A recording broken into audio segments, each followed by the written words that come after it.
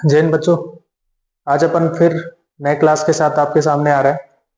आज अपन जो important part पढ़ने वाले हैं वो है प्रश्नावली 1.4 के क्वेश्चन, जो मैंने परिचय और उसके कुछ उदाहरण आपको बता दिए थे और वेन डायग्राम भी मैंने बता दिया था। और अब इसके बाद आएंगे अपन प्रश्नावली 1.4 के कुछ क्वेश्चन करेंगे। कोशिश करेंगे कि आज ज्यादा से ज्यादा क्वेश्चन अपन कंप्लीट कर सकें, ठीक है। और आधी जानकारी के लिए आप पुरानी वीडियोस मेरी जो अभी डली हुई हैं उसको देख सकते हैं, मैंने किस प्रकार उसको पढ़ाकर और अच्छे तरीके से समझाया था, ठीक है। इसके बाद अपन क्लास पे आते हैं 1.4 प्रश्नावली पे, ठीक है। इसलिए स्टार्ट करते हैं।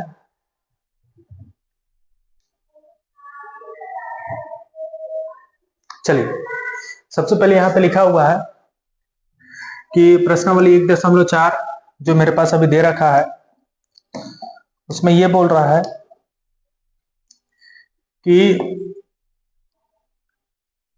प्रश्नावली 1.4 में जो मेरे पास अभी यहाँ पे दिख रहा है उसमें ये लिखा निम्नलिखित में से प्रत्येक समुच्चय का युग्म सम्मिलन सम्मिलन सम्मिलन ज्ञात करना है। मतलब सम्मिलन मतलब होता है यूनियन, ठीक है। मैंने कल भी बताया था कि सम्मिलन मतलब यूनियन होता है, इस चीज को आपको ध्यान रखना है, ठीक है। तो अपन इसको करके देखते हैं और सबके स्टार्टिंग पॉइंट से शुरू करते हैं। चलिए, तो पहला नंबर मैं स्टार्ट जो करता हूं उसमें लिखा है एक्स और वाई का यूनियन। तो एक्स और वाई का जब मैं यूनियन निकालता हूं तो यूनियन मैंने बताया था कि सबको इकट्ठा करके लिखना होता है, सबको साथ में, सबको सम्मिलित करके रखना पड़ेगा। तो जब अपन इसमें लिखते हैं तो देखिए यहाँ पे होगा 1, ठीक है, 3, ठीक है, 5, ठीक। 1 तो पहले से है तो एक ही लिखेंगे, इसके बाद 2, 3 हमने लिख चुका है तो लिखेंगे ही नहीं, ठीक है। और मैंने बताया था कि एलिमेंट आगे पीछे हो उससे कोई फर्क नहीं पड़ता, एलिमेंट में आगे पीछे किया जा सकता, कोई दिक्कत नहीं है, ठीक है। नेक्स्ट क्वेश्चन पे आते हैं। नेक्स्ट क्वेश्चन में आपका दे रखा है एक ही ये जो, हाँ थोड़ा सा इसमें प्रॉब्लम एक है। अब यहाँ पे एक जो अवयव है, एलिमेंट दिए हैं ए ई आई ओ यू और बी के ए बी सी, ठीक है। तो सबसे पहले ए यूनियन बी जब निकालेंगे तो पूरे ए ई आई ओ यू लिखिए, ठीक है। उसके बाद ए बी सी, तो देखिए डबल ए है तो हम एक ही यूज करेंगे, तो मैंने क्या किया, ए को यूज किया। उसके बाद मैं बी और उसके बाद सी, उसके बाद क्लोज, ठीक है। तो ये बन गया आपका, बहुत सरल है, कोई प्रॉब्लम नहीं जाएगी इसमें। नेक्स्ट में अब हमको इसको पहले तीसरे नंबर को रोस्टर रूप में बदलना पड़ेगा, क्योंकि ये तो दिया है समुच्चय निर्माण रूप में, तो अपन सबसे पहले इसको रोस्टर रूप में बदलते हैं। इसको सबसे पहले अपन रोस्टर रूप में बदलते हैं। तो देखिए, तो अगर इसको बोला, अगर इसने बोला कि x एक प्राकृतिक संख्या है, ठीक है, x एक प्राकृतिक संख्या है, जो आपको यहाँ दिख रहा होगा कि x एक प्राकृतिक संख्या और 3 की गुणज है। 3 की गुणज मतलब, और 3 का गुणा 1 से तो 3 कम 3, 3 का गुणा 2 से तो 6, 6 और फिर 3 का गुणा 3 से तो 9, इसी तरह 3 का गुणा 4 से तो 12, इसी तरह 3 का गुणा 5 से तो 15, इसी तरह का गुणज है। तो मैं इसको लिख लेता हूं 3, 6, 9, 12, 15, इसी तरह आगे तक जाएगा, ठीक है। इसी तरह बी का जब मैं निकालता हूं, बी का जब निकालूंगा तो 6 से कम प्राकृतिक, तो 6 से कम 1, 2, 3, 4, 5, ठीक है, ये होगा। अब मैं इसको तीसरे नंबर को जब मैं लिखता हूं, तीसरे नंबर को जब मैं लिख रहा हूं तो देखिए, तीसरे नंबर को यदि मैं लिखता हूं तो ए यूनियन बी जब मैं लिखूंगा तो सबको इकट्ठा करके, तो देखिए ये सबको साथ में लिख डालता हूं पहले, तो 1, 2, 3, 4, 5 मैंने लिख डाला, और फिर 3 से लेकर 15 तक का पूरा, वो तो वैसे आगे तक है, 6, 9, 12, 15 सो ऑन, मतलब आगे तक वो जा रहा है, ठीक है, उससे कोई दिक्कत नहीं। नेक्स्ट पे आते हैं अपन। नेक्स्ट में लिखा है कि x सच दैट x एक प्राकृतिक संख्या है और एक छोटा है x से, और x छोटा है बराबर है 6 से। तो उस कंडीशन में पहले इसका अपन निकाल लेते हैं। देखिए इसका जब मैं a निकालूंगा तो इसमें एक जो लिखा हुआ है इस मार्क में बीच में बराबर का चिन्ह नहीं लगा। अगर बराबर का चिन्ह नहीं लिखा है तो मतलब हमको पूरा एक से स्टार्ट करना होगा। तो अपन क्या करते हैं इसको, सॉरी एक से नहीं, दो से स्टार्ट करेंगे। तो 2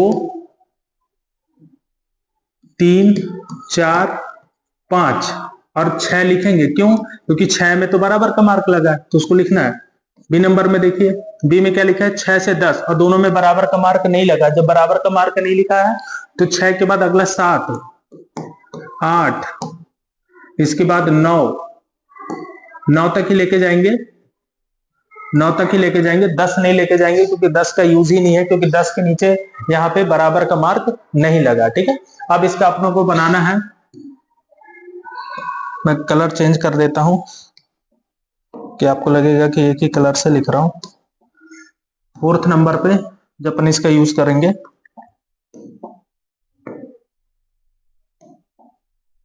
फोर्थ पे ए यूनियन बी निकालेंगे। देखिए इसको जब लिखेंगे तो पूरा लिखेंगे 2 3 4 5 6 7 8 9 बन गया। ये हो गया यूनियन में। ठीक, यूनियन मतलब सबको संग, मतलब सबको साथ लेके रखना है। ठीक है, जैसे 11th में किसी का संग हो गया, 10th में संग हो गया बच्चों का, उसी तरह इसमें भी नंबर का ये जो संघ बना हुआ है, जो दो समुच्चय देंगे, अगर उसका बोल देगा संघ निकालना तो सबको इकट्ठा करके आपको लिखना होगा। उसके बाद नेक्स्ट पे आते हैं। नेक्स्ट पे आपकी ये बोलता है कि ए जो दिया है 1 2 3 और बी जो है 5 है। 5 का मतलब हो गया रिक्त समुच्चय। इस 5 का मतलब हो गया रिक्त समुच्चय। ठीक है, और आपको पता है कि कहीं पे भी रिक्त समुच्चय दे दे और अगर आपको ए संग बी निकालना है तो अब यहाँ पे तो रिक्त है, यहाँ पे तो कुछ है ही नहीं, तो ए के जितने भी एलिमेंट होंगे सबको लिख देते हैं, क्योंकि अपने को तो साथ में लिखना है 1 2 3।